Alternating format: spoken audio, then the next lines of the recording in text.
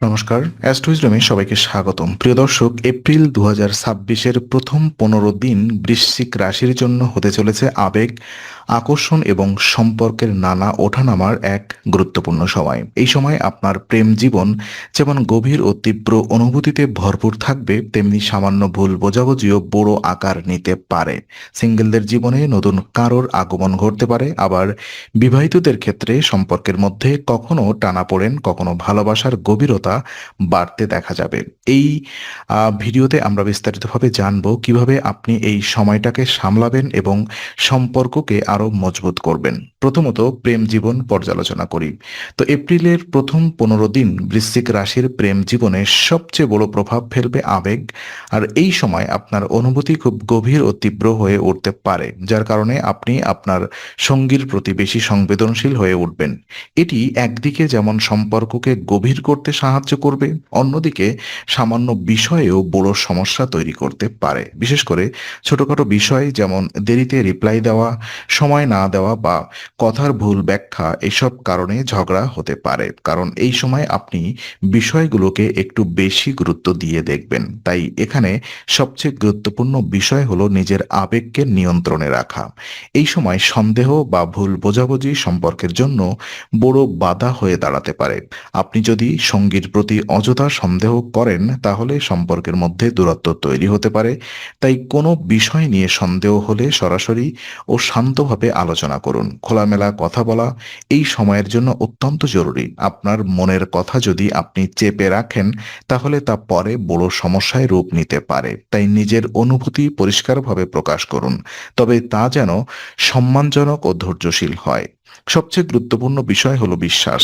এই সময়ে আপনি যদি একে অপরের প্রতি বিশ্বাস বজায় রাখতে পারেন, তাহলে যে কোনো সমস্যা সহজেই কাটিয়ে উঠতে পারবেন। মনে রাখবেন, সম্পর্ক টিকে থাকে বিশ্বাস ও বোঝাপড়ার উপরে।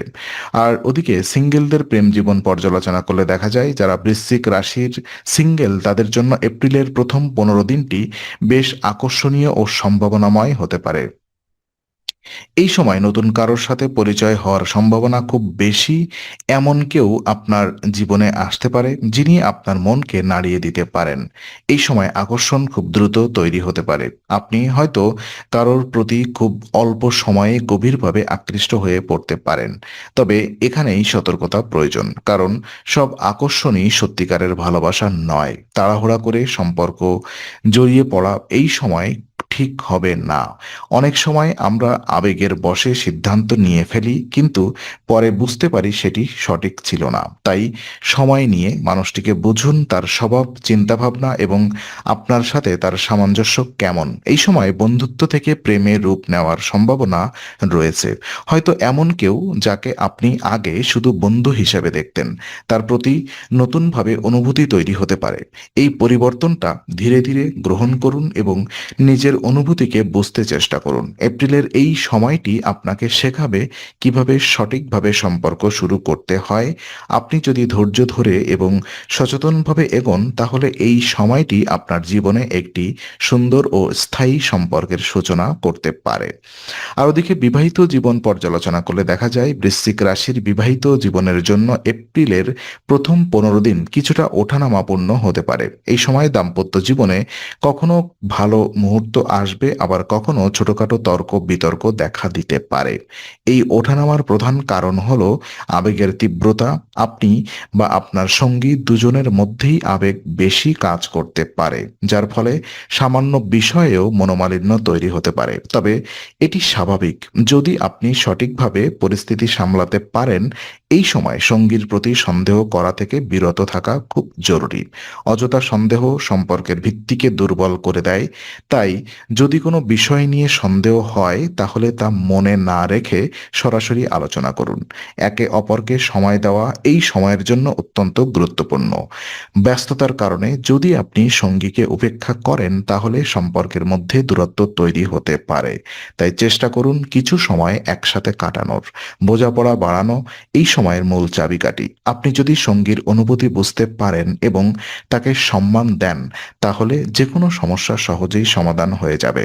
এই সময় একটু ধৈর্য, একটু ভালোবাসা এবং একটু সচেতনতা, এই তিনটি বিষয় আপনার দাম্পত্য জীবনে জীবনকে স্থিতিশীল ও সুখী রাখতে সাহায্য করবে।